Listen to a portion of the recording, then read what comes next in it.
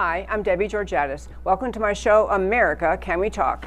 Today, we're going to talk about BLM Attacks, #WalkAway, right here in Dallas. Lieutenant Colonel Alan West joins me now, Texas GOP chairman, to talk about saving the republic, Trump boots the critical race theory, and hair hypocrisy in San Francisco. And of course, I'll tell you why these stories matter to you. Stay tuned.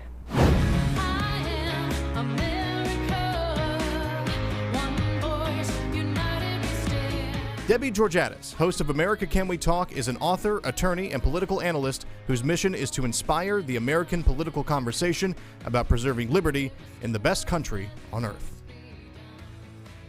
Hello again. Welcome to America Can We Talk, and to today's First Five. Right here in Dallas, where I do this show, there was a dispute that made national news over the weekend. There were two protests at the same time in Dallas, or I should say, there was one protest and one riot. One was a peaceful protest, just a peaceful, actually, march by a group called Walk Away. And many of you have talked about many times on the show. In fact, if you're watching on Facebook, there's a great Facebook page just called #WalkAway, and stories pour in every day of people around this country turning away from the Democrat Party when they realize what the Democrat Party now stands for. In fact, one of the themes that's repeated over and over in the hundreds, in fact, it's in the thousands now, of kind of testimonies people give is a theme when I finally did the research and learned for myself and figured out what the Democrat Party really stands for and what the Republican Party stands for. But Walk Away is a great movement started by a man named Brandon Straka.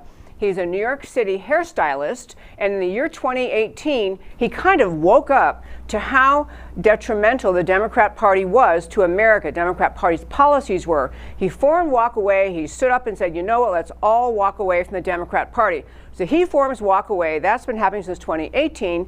And then, as we all know, we're watching the streets of America. We have very violent riots and mob activity, really, by Black Lives Matter. Well, both groups were in downtown Dallas. If you watch the news and many of the mainstream media sources, what you would think happened, you just might think happened, was actually that two groups both got violent. There was an altercation, nobody's fault, everybody was out of line, or maybe nobody was out of line. The facts are very different. There's a lengthy, like a 35-minute video that Brandon Straka did explaining exactly what happened. You can locate that on our website, americacanwetalk.org. On the home page, under shows, drop down, list of links, and I linked to his video on Facebook. I can't urge you strongly enough to listen to it to get the facts straight. The short story was that the Walk Away people, what they do, and this is why I want to really, the point of my First Five days is to contrast what a movement like Walk Away does when they're trying to spread truth, share what they believe, inspire others to believe what they believe, understand why they're so passionate for what they're standing for. They get legal permission to show up. They have security with them, they follow a routine, and they stand up, speaker after speaker, and saying, here's what I think, here's why I stand with Walk Away. They are trying to persuade the actual purpose of the First Amendment right to peaceably assemble. The Black Lives Matter movement, watching as we have around this country, the purpose is to terrorize, frighten, destroy property, intimidate. It's actually domestic terrorism. It is designed to frighten people into submission. This is the conduct of the Black Lives Matter movement. So in Dallas, they had speakers at the Walk Away thing talking about what they were, whatever their story was, and across the street, some gentleman with Black Lives Matter is bellowing into his loudspeaker, trying to interrupt her. She, the speaker, who is a fireball to say the least, we're going to play her remarks in just a moment, she's having none of it. She's yelling back across the street at him, but she's staying on stage saying her thing.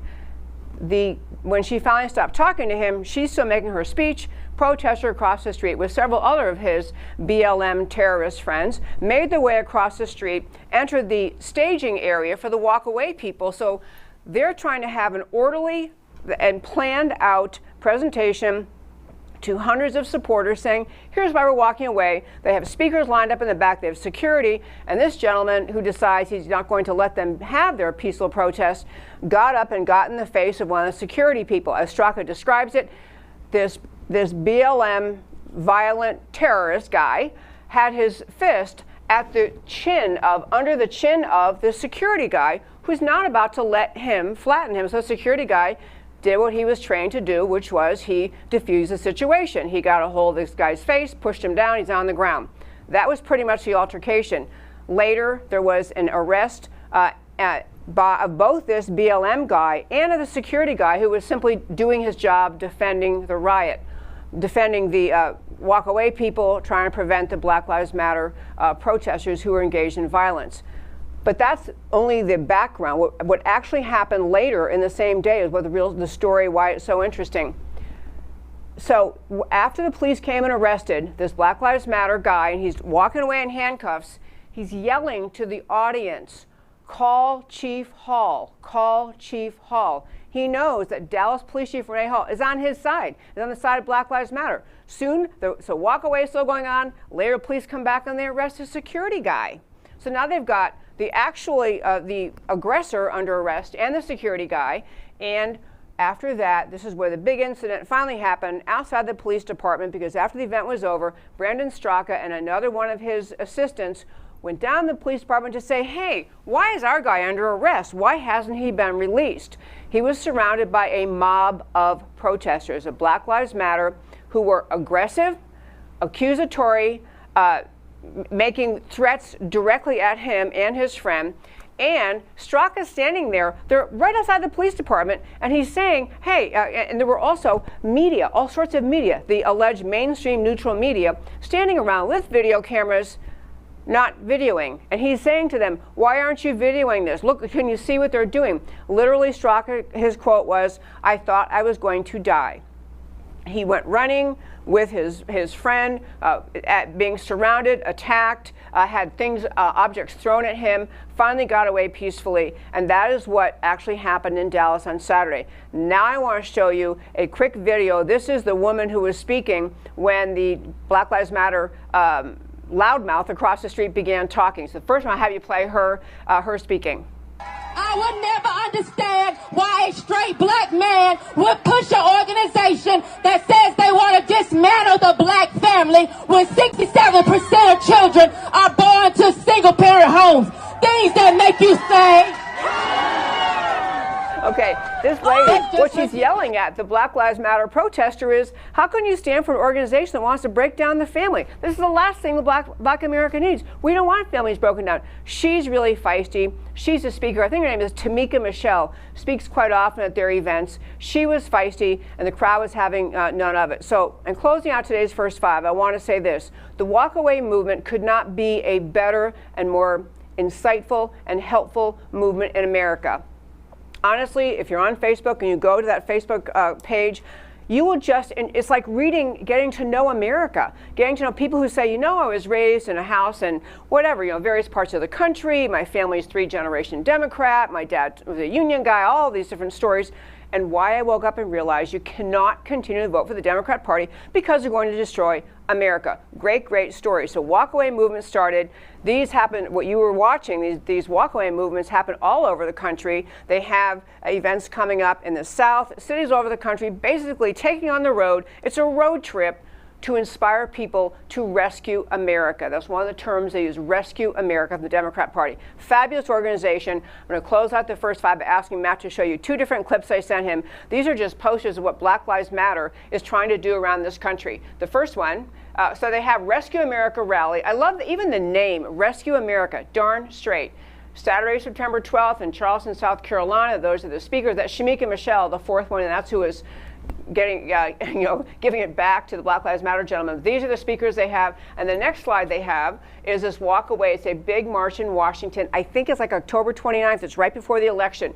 But these are people. This is the beauty of the First Amendment, the beauty of the idea that you speak up in America for the things you care about. You tell the truth. Katie Hopkins will be there. She'll be speaking at my conference too, which is very, very fun. Great organization, great effort of just as the common man, that's enough of that, yeah, common man saying, you know what, I believe in the First Amendment, I'm going to speak up for what I believe in, I'm not trying to hurt anybody, I don't want to commit damage to property, I want to stand up and speak about the greatness, the beauty of America. And that, my very fine friends, is today's First Five. As I mentioned at the start of the show, we have Lieutenant Colonel Alan West in studio with us. He's been here many times. Actually, you haven't been in the news studio, right? I have not been in the news studio. It's a beautiful studio. Isn't it so cool? It is. And I mean, this is the real traffic out here, folks. This is the real 635.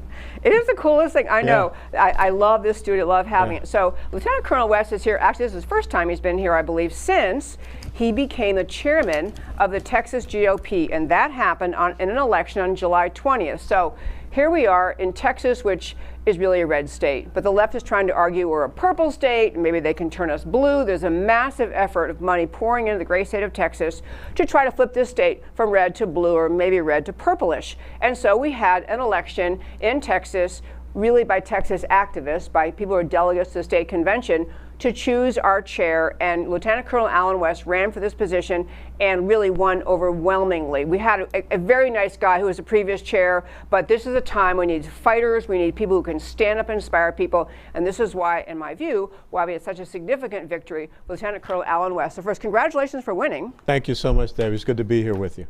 So tell me what does this involve? Now you're trying to get Texas to stay red. What are you doing in your job all the time? Well, the most important thing is to get out all about Texas. Tonight we have a candidate forum up here in Frisco, Texas, because right now the Democrats are really targeting North Texas. They want to be able to flip the Texas State House. They're 9 seats away from doing that. I think we can prevent that from happening, especially when you look at the comparison contrast of, like I always say, and I share with you, the rule of the law versus the rule of the mob. And even though they try to say that this is Donald Trump's chaos and violence, they have embraced it, they have created it, they tried to dismiss it, and now they own it. So when you look at what is happening, such as you just showed here in Dallas, what we saw happen in Rochester, New York over the weekend, people are sick and tired of this, and they don't want to allow the mob to be in control, and definitely not here in Texas.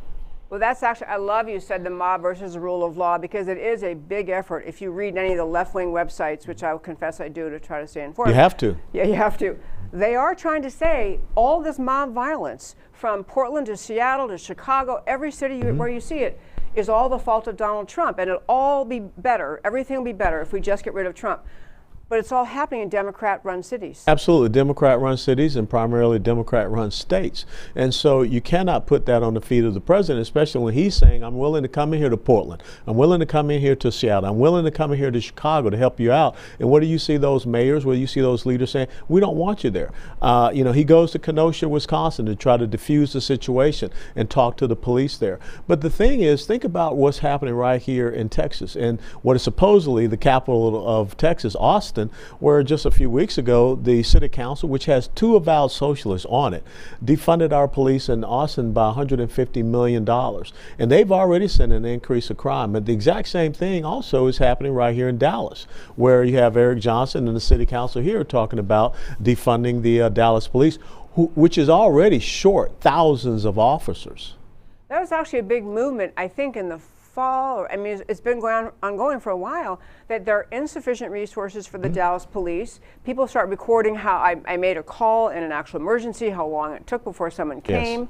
Police officers saying we're stretched too thin. Yes. Okay, but I want to ask you about this, because you're a great political thinker about all this. So this defund the police thing, if you are on the side, say you're on the side of the common man, I mean, what do you think the strategy is of people on the left saying defund the police, when to most people it sounds that's too scary, and what are we going to do when crime happens? Well, the thing is, the left talks within a very narrow echo chamber. And so when they say they want to abolish ICE, that means that they want to have criminal and illegal immigrants, violent gangs like MS-13 roaming our streets. Here in the state of Texas, we're the #1 state in the United States of America for human and sex trafficking. Just 2 weeks ago, we had 10 human trafficking stash houses along the Texas-Mexico border that were busted. Now they want to defund the police, so they want to take away that law and order aspect. And then on top of that, all you have to do is understand that they don't support our Second Amendment rights. Kamala Harris, the vice presidential nominee, has said that she will use executive orders to eliminate the Second Amendment. And we saw what happened to the McCloskeys up in St. Louis. So the mob goes onto their private property, they try to protect themselves, and the DA there and the mayor there support the mob. They come in and take away their weapons and charge them with a felony offense. So if you're the common man and you're sitting back and looking at all of this, when you look at the news tapes of people trying to just sit out and have a nice meal on a Saturday night, and the mob comes up and destroys their table and runs them off. That was in Rochester, New York.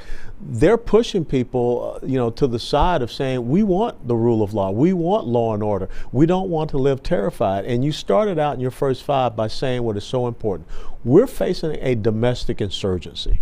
And when you look at Antifa, when you look at Black Lives Matter, these are domestic terrorist organizations. When you start to have people saying, if our demands are not met, we're going to burn the system down. When you have Black Lives Matter that, as the young lady in the clip showed, they're not talking about any issues facing the black community. But yet they're going out and saying looting, this criminality, that's all part of you taking your reparations back. So the common man and common woman, where the Democrats think they're going to win in the suburbs, I think they're going to get a huge surprise. I do too, and I have thought about this a lot in the show, because first we had, right after the incident in Minneapolis, we had a lot of riots. I thought if I were in charge of the left-wing mob in this country, I would say, we better tamp it down here, because this is scaring people. Yeah. But it grows and it grows, and I don't know whether the orchestrators of it have lost control. They completely have. It's kind of like in the Dr. Frankenstein. Okay. No, I'm serious. Yeah. He created the monster. The monster gets out of the lab, roaming the countryside. And it was just a couple of weeks ago. It was something very important. You have to flip over, and I'm watching CNN, and Don Lemon and Chris Cuomo are having an exchange. And they start to say that the mob violence has to stop. Now, the House Judiciary Committee Chairman Gerald Nadler has said that Antifa is a myth. But here you had the CNN commentator saying it has to stop. And why did Don Lemon say it has to stop? Because it's hurting us in the polls. They don't care that it's wrong. They don't care that it's affecting people in their everyday lives, and they don't care that people are being hurt. Businesses and homes being destroyed. Businesses and homes being destroyed. They just want to be able to win. And so they don't care. And so even if they win this election, the mob will continue on. They just want the mob to kind of be silent. But they can't. They've created this entity, and they are acting with impunity, and I think that they're our best commercial advertisement. They are. If I were running for office this fall, whether it was my personal ad or just the party, this is the future of America. Rule of law versus the rule of mob. Yep, it is amazing. So, but even on a deeper point than that, it is the behavior's unbearable, untenable. We can't have that.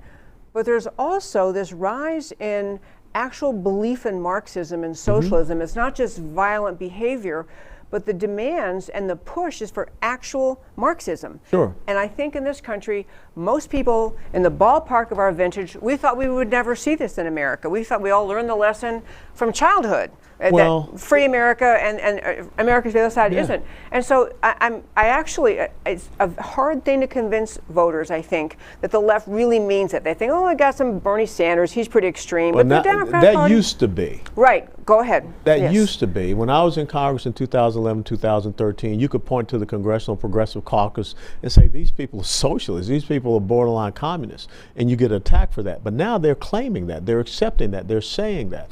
And so what is so interesting is that most of us believe in the 3 branches of government: the executive branch, judiciary branch, legislative branch. The left believes in the 3 branches of rule.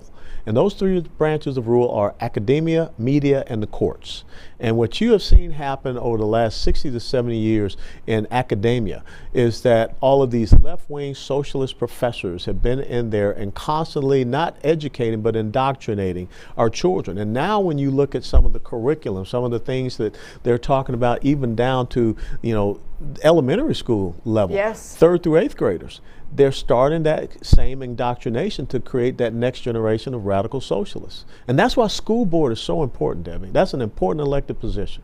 It really is. And the indoctrination of socialism, you're right, starting at very young ages, college, grad school, everyone, it's kind of permeated academia, while the American right, the conservatives were kind of asleep at the wheel, didn't really see it coming, saw little bits and pieces, but didn't realize what an intentional orchestrated thing it was. In addition, though, there was the 1619 Project, and I saw your email, I think today, was talking about the 1619 Project, another effort to just, it's really to turn American youth against America? Why don't you, because you were talking about the danger of the 1619 Project. Well, it's incredibly dangerous. This is the thing that the New York Times has come up with to basically say that America was not founded. America did not start with the Declaration of Independence on July the 4th of 1776. America started in 1619 when the very first slave touched the shores here.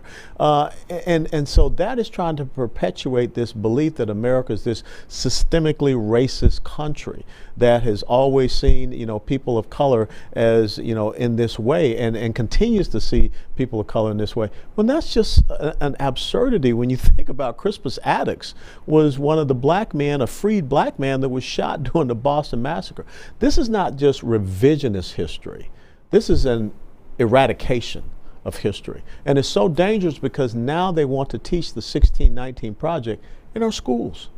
And so you're going to have a generation of kids that they will never know the Declaration of Independence. They will never know about the Revolutionary War. They will think that America got started in 1619. It's really, if you were a leftist, it's a pretty brilliant strategy because you can explain it to a certain degree by saying, well, we should really understand the deeper roots of American history. The country didn't get populated overnight. We had all this history. So we're just trying to expand your understanding. But it's not trying to expand knowledge or understanding. It's trying to turn youth into hatred for America. Absolutely. That planting of the seed of America as an evil country. And then if you've had that before 1619 Project even came along, the New York Times concoction, there was a contortion of the teaching of American history happening where kids left college thinking, well, the founders weren't very good men and they did things that were wrong. And I think I've had the reaction, and I'm sure I'd love to hear your thoughts too, but why would the leftists work so hard to convince America's youth to hate America? What's because the reason?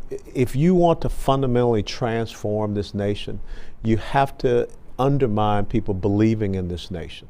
Yep. And that's exactly what they're doing. When you have students at the University of Virginia that want to take down the statue of Thomas Jefferson, the very man that created the University of Virginia, the man that wrote the Declaration of Independence, third president of the United States of America, that shows that our kids are not being taught. They're not being taught civics, they're not being taught history. When you have the mob that goes out to Boston, Massachusetts, and defames and defaces the monument of the 54th Massachusetts Infantry Regiment, not realizing those are the first black men to wear uniforms in the United States of America, freed men and former slaves, or when you tear down the statue in Rochester, New York, of Frederick Douglass, the man who, the advisor to President Abraham Lincoln, absolutely, who helped create the Emancipation Proclamation. That shows you they don't understand what history is, and the left is being very effective in this system of indoctrination. Oh, they worked him into irrational hatred, irrational anger, and they think, and because they're so angry, they feel like their destruction and their outrage is justified because what they've been taught. They have to take it, and you combine this on top of that. When we started the culture of the participation trophy, when we told kids that you are supposed to get something for doing absolutely nothing, now we see how that has, permeated.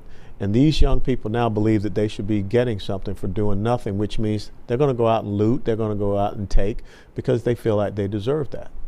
And actually, it's also wedded to the socialism idea. If you're planting the idea that capitalism is unfair, free markets are unfair, these rich people, they just won life's lottery and you have less because the system's bad, you're entitled to their stuff. But every one of those kids has an iPhone or an iPad. Because of free market, free enterprise capitalism, the innovation, the ingenuity that is produced in a society such as this.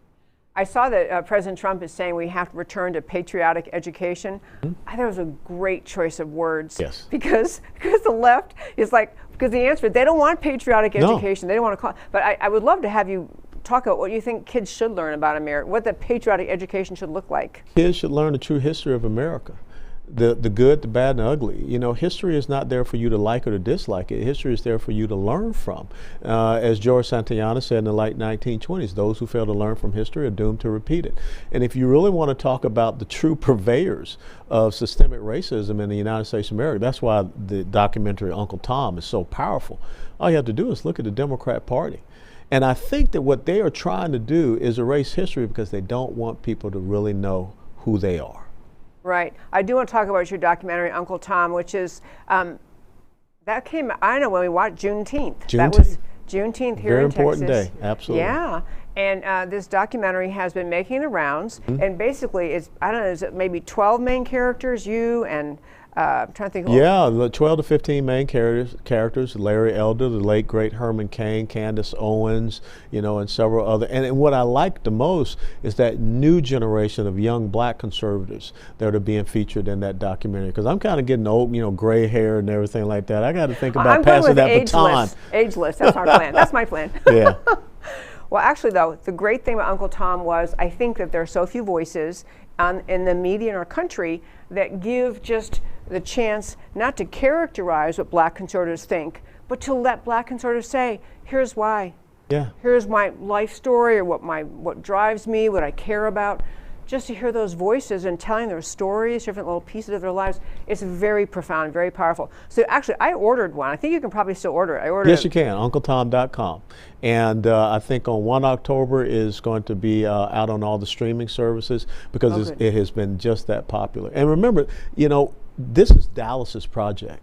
The director and the producer from Dallas, 5 of the characters in that movie, that documentary, are from right here in Dallas. So we should own that. Oh, yeah. And Larry Elder, plus he's just kind of one of the sage voices of black conservatism for decades. And actually, I've often thought, because he's been so articulate and consistent and steady, and I watch Candace Owens kind of shooting up into national fame, and I've had that thought, he probably thinks, I've been saying that for decades. But, she's another voice. She's a great new voice out She's there. a great new voice, and she brings a different face to it and a different energy. And like I said, she's connecting with those young black conservatives. And I'm telling you right now, Debbie, you will probably see President Trump in this election cycle get between 15 to 20% in the black community. And if he does that, the left is sunk, and they know that, and that's why they keep stirring the pot of racism. Oh, they really do. I want to tie back that. I want to go back to Texas for just a moment, but it really is, that whole Black Lives Matter movement is to spread the message that, number one, black America is just simply repressed. We are treated unfairly. We're still slaves. Yeah, we're still slaves. Yeah. And the only answer is to vote our side, and then there's no real what they're going to do about that, but they want to keep you so outraged that you're not thinking about what are they going to do about it. In fact, they haven't done anything. In 40 plus years, 50 plus years. Yeah, since 1964 with the Great Society programs of Lyndon Johnson, which, the Civil Rights Act passed because of Senate Republicans, not Senate Democrats. But what Lyndon Johnson did with the Great Society programs was to target a specific community and make them into victims with their being so wedded to the welfare nanny state. Yep, and the young woman who we did a very brief clip of her at the start of the show, Tamika Michelle, I think is her name. She's a fireball in that, and that kind of voice, standing up for Walk Away, saying, I'm going to explain to you what's so wrong with the Democrat Party. This really, it doesn't just make the left angry, it makes them fearful. It does. If she penetrates, if Candace Owens penetrates. Star Parker, yeah, another just gem, outspoken conservative black American. It's really hard for them to keep up their messaging that all Republicans are racist, everyone who's black in America is a victim, everyone hates you, and people go, I don't think so. I listen to Star Parker and Lieutenant Colonel Allen West and all these other folks, I don't think so. So getting back to Texas. Yeah. Yeah, I know you're going around inspiring people. I look around Texas and I know we tend to hang around with our own. I can't imagine a Democrat victory here, a massive victory, but so are you targeting certain groups? Are you targeting certain areas? Or what's your plan? Well, the thing is, when I go out to East and West Texas, which are really the shoulders of Texas, you got to talk to them about making sure we have 75% or higher turnout. We need them to be strong. But when you travel down the spine of Texas, which is the I-35 corridor, you want to go in those different communities that have not heard our message, and you want to be able to represent that. You want to look at those precincts that in the last couple of election cycles have trended from red over to blue, but I think we can get them back. And just make the simple case. Why in the state of Texas, with our oil and gas industry, would you support candidates that want to decimate the oil and gas industry? What does that do to the 10th largest economy in the world? The #1 exporter of liquefied natural gas is Port Arthur, Texas.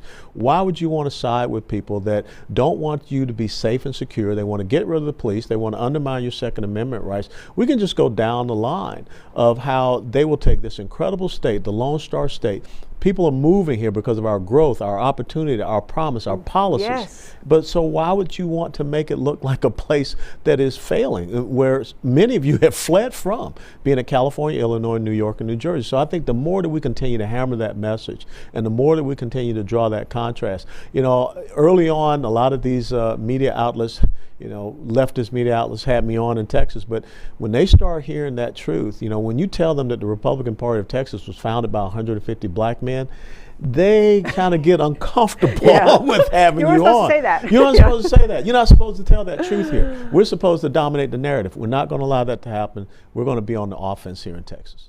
Well, I love all the gifts you have to bring to this job, because one is, prior to your being chair, you've been a member of Congress and you served in the military, and thank you for your military service. I'm always grateful for that. But you also served in a policy role, heading up NCPA. And part of, like you were talking about a moment ago, about why would you want to support a party that's essentially going to drain jobs out of the energy industry. Connecting those dots, you can have big oil is evil and oil is evil. But that means families in your town won't have jobs and they can't put food on the table. Those kind of dot connecting things, I know, because I've heard you speak so many times, you're very, very good at. And I'm sure that's really impactful. Well, it is very helpful to be able to, have that conversation with the everyday man and woman, to get them to understand how these policies affect them in their homes. When you talk about the fact that Joe Biden has come out and said that, he's going to get rid of all charter schools very early on. So that takes away educational freedom and educational choice from parents, and especially in minority communities where they want to have the best for their child. Oh, they do, and they're dictated by zip code answer. Yes. It's not good enough. Okay, one last thing today. It's so much fun to talk to you. Back to the defund the police thing, though.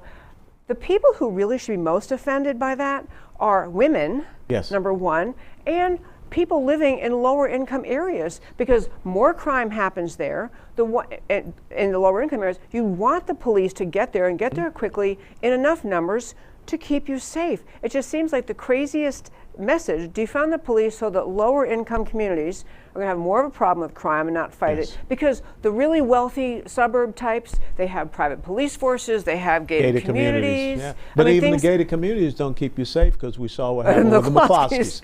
So it's an interesting argument, because why isn't Black Lives Matter in Chicago? In 2019, there were only 9 unarmed black men that were shot by white police officers in 2019.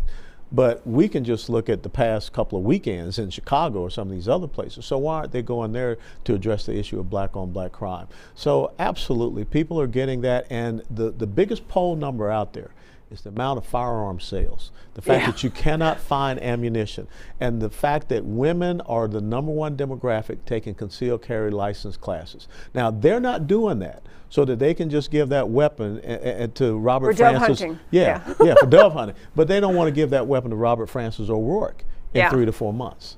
I just think that women, I think that's an untapped argument for women too, because I do think that, if you're a big burly guy, you may have a chance against a criminal, but most women, if you are feeling insecure, you want to have a weapon and you want to know how to use it. And the idea the government's going to say, don't worry, you don't need to have a weapon. We're taking your weapons. Social worker. Yes. 911 social worker. We're taking your weapons and we're defunding police, but don't worry, you'll be fine. What kind of message is that to women? That ought to be a message of every Republican. And that's what I try to tell all of our candidates. That's the message that you send. And when you just expand off of that basic theme, it's the rule of law and order, or the rule of the mob. And people can connect with that. You got one or the other. That's it. Yeah. Lieutenant Colonel Alan West, I'm so glad you come in today. Thank you so much for joining me. My pleasure. Great to have you. Actually, quickly, your website for people to come read and make donations to Texas GOP. TexasGOP.org, or you can go to the Republican Party of Texas. And remember that we are the storm. Oh, okay. I'm sorry. We're not going anywhere. This is the motto, which I meant to. We are the storm. Yeah. That is the best line. You can just tell. Go ahead. Where you? Well, it comes from a little, saying, poem, whatever you call it. It says, the devil whispers to the warrior, you cannot withstand the coming storm, but the warrior whispers back, I am the storm. I love that. And I'll tell you, my very fine friends, you can get hats, T-shirts, and other goodies that says we are the storm. It's the best motto ever. So with that, Lieutenant Colonel Alan West, thanks for coming in. Thanks, Debbie. So folks, I do want to encourage you to go to that website, texasgop.org. You can order. In fact, I meant to do that, and I got behind, a little busy, but I meant to wear that hat today that says "We Are the Storm." Great idea. One more story today as we wrap up, or maybe two more. But the one I want to talk about, we alluded to a little bit a moment ago, talking with Lieutenant Colonel Alan West, and that is this decision issued by President Trump, which was that they are going to essentially stop funding or permitting the pushing of this theory called critical race theory. I want to take just a minute to explain to you what it means and how bad it is and how dangerous it is. But to start with, people hear the term critical race theory, just like they hear the term structural racism or institutional racism. And it sounds like it must be a big thing because it has an intellectual sounding name. It has a theory like, Newton's theory or some kind of scientific theory that is explained by really brilliant people. And so people assume, just like in the physical sciences, they have theories and they give them names, that in the social sciences, the observation of America, this must be something, there must be a something to it. Critical race theory, institutional racism, and structural racism. These are all terms used by the left to make the argument, in a nutshell, that America is a deeply racist country and that everything about America, policies, laws, law enforcement, every single aspect of our criminal and civil laws must be looked at through the construct that they are saying, not the construct of the kind of modern rule of law idea that reigned in America and still reigns in America, but instead everything should be assessed through the lens of race. The way the left got started with this was actually at Harvard Law School, where they had one of the Ivy Leagues, but Harvard Law School had a professor who talked about this in the 1980s, and he was pushing the idea that this concept of critical race theory meant that to throw out all of the preconceived notions. And in law school they go through kind of the history where our law comes from. What we had is, we in America inherited much of our system from England. We had, the kind of ways you set up what law is. And so at Harvard, they had a very liberal professor who basically said, we want to stop talking about that law from that way. And instead, he said, we should begin to talk about law from the construct or the basis of race. And so everything they talk about, every assessment of the issue, every assessment of how you would analyze a case, what the law should be, what the history of the law is, what crime stats are, all should be assessed through race. A fundamental, and this comes from the UCLA School of Public Affairs, this critical race theory, CRT idea, summarized by the UCLA School of Public Affairs, says CRT, which is, again, critical race theory, is the idea that racism is ingrained in the fabric and the system of the American society. The individual racist need not exist to note that institutional racism is pervasive in the dominant culture.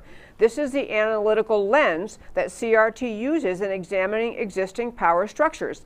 CRT identifies these power structures based on white privilege, white supremacy, which perpetuates the marginalization of people of color. So it just starts from the premise, not that should we look at a particular incident and say, was racism involved in this incident? Was there racist action by a police officer? Is there racist conduct by a school or an organization? The founding premise of it is fundamental racism is everywhere in America. It is woven into the very fabric of America. And then, therefore, they're entitled to use the expression white supremacy, white privilege, and everything is attacked from the lens of race. This professor at Harvard started this. He wanders off to the University of Oregon. Some of his students glommed on to that, his Harvard students, and they refused to participate in fall law classes because they couldn't find a professor who would let them spend all day long complaining about race in America. People, I'm the first to say, of course, everyone sentient, everyone awake understands America's history, understands world history. Yes, we were a country that had slavery, which was evil and wrong. Yes, we were a country that had segregation, that had the Jim Crow laws, that had all sorts of laws that were wrong and bad. America worked to improve itself and improve itself and improve itself, make itself a more perfect nation. None of the improvements America has made, not just that, of course, we ended slavery, we ended legalized segregation, we ended the Jim Crow laws, we ended the Ku Klux Klan, we embarrassed people out of the idiocy, the moral evil of racism in this country. But no credit for that. If you are a critical race theory person, no credit for the good. All you ever do is spend all day long complaining that America is a racist country. This is the purpose of critical race theory.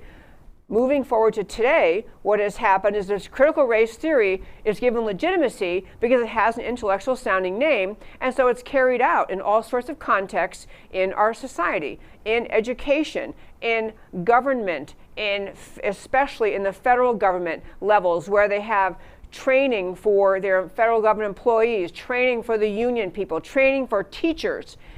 It is, you're sat down as a teacher, as a public employee, as a person who is subjected forcibly to the critical race theory and basically told, you must admit, regardless of anything you think yourself, America is an evil, awful, terrible place, and because critical race theory said so, so you have to agree the country's racist, we're an evil country. It's very, very parallel to the push of the 1619 Project we were talking with Lieutenant Colonel West about just a moment ago. The whole concept that don't think of America based on all the good that's happened, based on the founding ideas. Think of America as an evil, awful, racist place because you're going to look back to 1619 and try to pretend nothing has gotten better since then. So President Trump, in a move which I can only give him accolades for, mega accolades for, decided we're not having this anymore. So first there was a tweet out. Actually, I just want to tell you the announcement. The announcement came in a memorandum, and this is a guy named Russell Vogt, and he is his name is V-O-U-G-H-T, Russell Vogt. I happen to know him. He's a great guy, but he is now the director, the OMB director. He put out a statement 3 days ago saying, the president has directed me to ensure that federal agencies cease and desist from using taxpayer dollars to fund these divisive, un-American propaganda training sessions. He's calling critical race theory and all the other garbage that goes along with it un-American propaganda training sessions. According to that end, the Office of Management and Budget will shortly issue more detailed guidance on implementing the president's directive. In the meantime, all agencies are directed to begin to identify all contracts or other agency spending related to any training on critical race theory, white privilege, or any other training or propaganda effort that teaches or suggests either that, number one, that the United States is an inherently racist or evil country, and number two, that any race or ethnicity is inherently racist or evil. This is a great, great, great step forward for America. Trump had a tweet out basically talking about the 1619 Project and how the Department of Education is going to stop funding schools that use the 1619 Project. Again, to summarize 1619 Project, it's the idea you must agree America is a terribly racist place because slavery existed at our founding, and therefore America is racist today. The entire country is racist. It's intolerable. It's a country rooted in hate and evil and racism. And President Trump is saying, done with this garbage. I should tell you, by the way, Lieutenant Colonel West was here a moment ago. We've had Brandon Tatum on this show. We've had other prominent black conservatives. You can go through a long list of prominent black conservatives who will say there is no such thing as systemic racism. There is no such thing as institutional racism, who will be just as ardent as I am being right now in telling you that the effort to push this critical race theory idea is an effort to divide America, an effort to paint America wrongly, dishonestly, as a deeply racist nation that deserves constant criticism.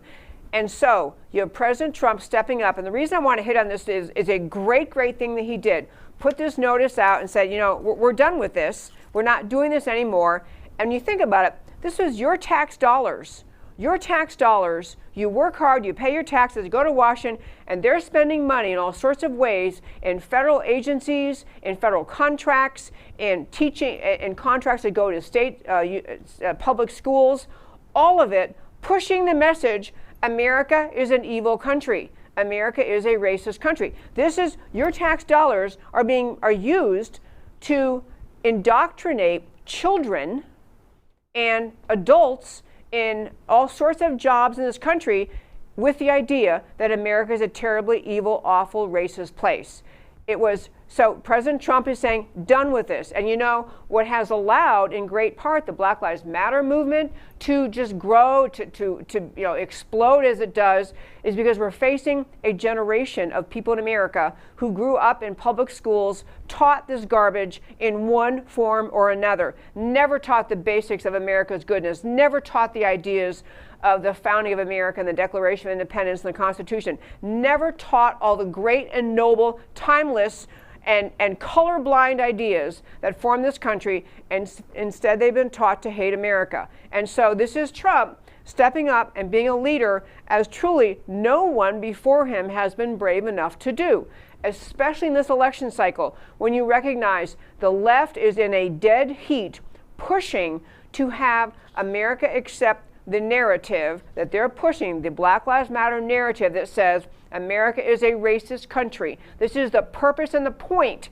of Black Lives Matter, to make Americans hate each other, to make Americans feel divided along the lines of race, to make Black Americans think that you are victims and no one cares about you. This is the mission, the goal of the Black Lives Matter movement. So President Trump, at a time when he's whatever we are, 6 weeks from the election, or more than that, 7 or 8 weeks from the election, and we're certainly within weeks of early voting starting, you have President Trump doing the right thing, calling out this critical race theory, calling out the racism propaganda being spread around this country, and just saying, no more, not on my watch. If he were a guy who was just strategic, going to say, I'm going to do whatever I can to win the black vote, and so I'll just shut up about this whole effort I'm going after, I'll just shut up about the critical race theory. He won't do that.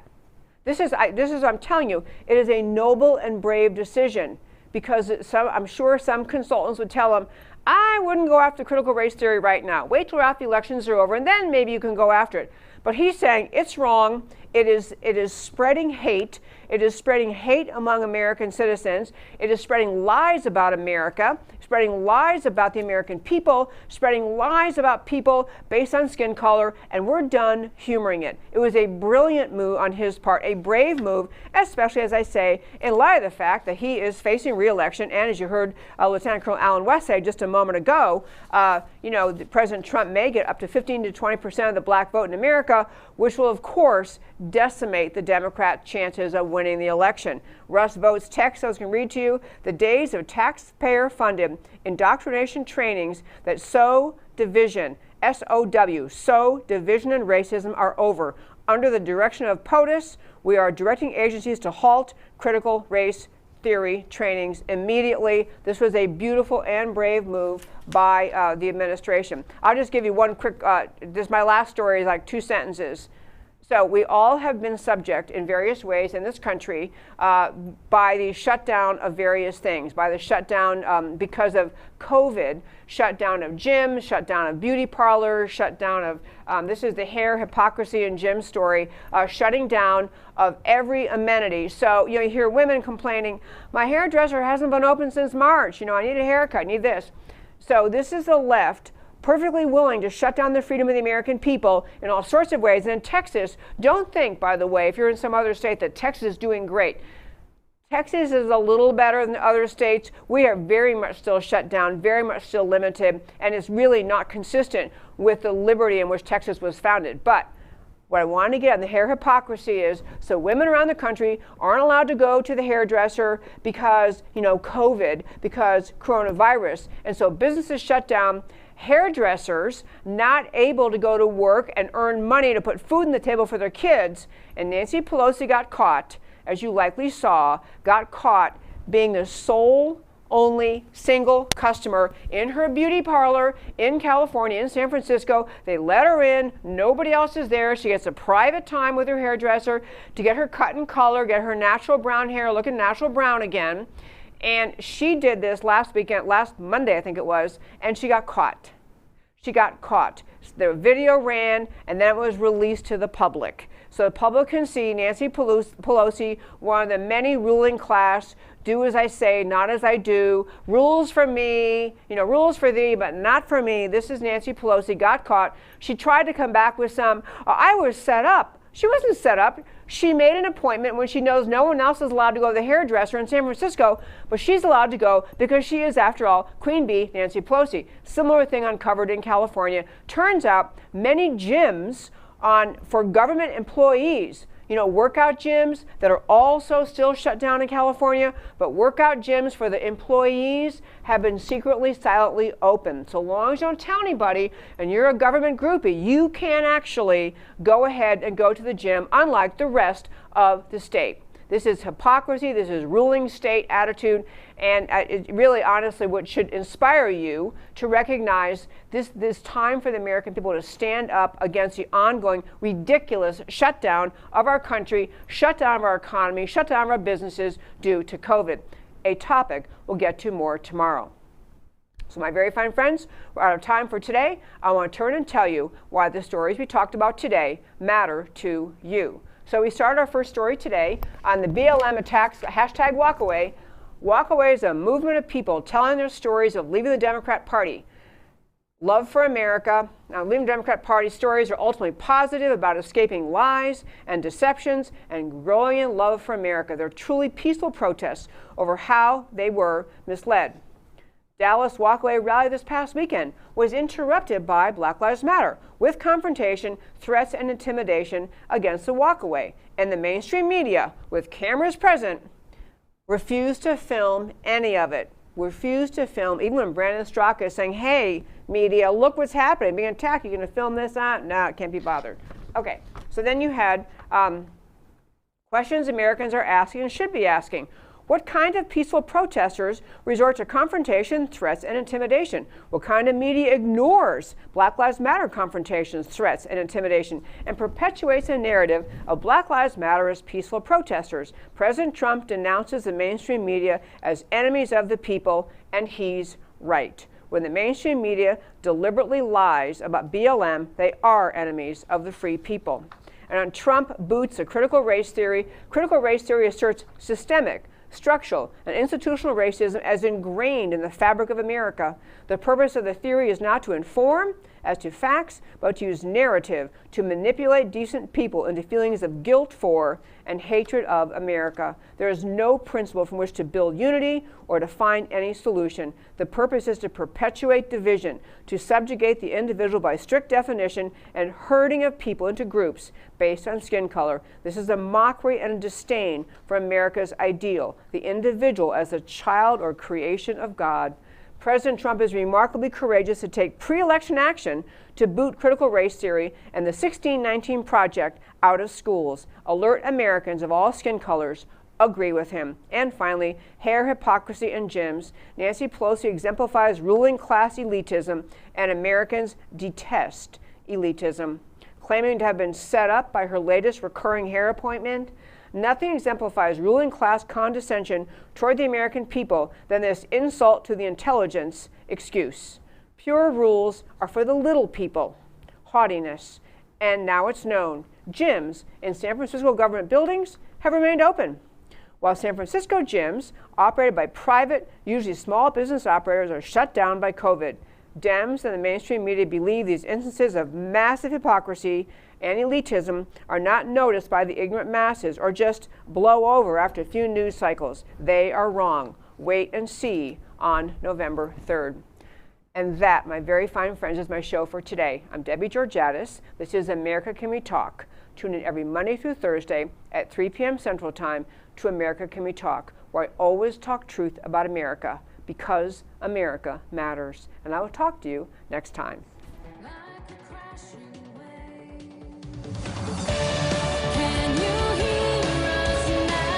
America Can We Talk? Truth about America.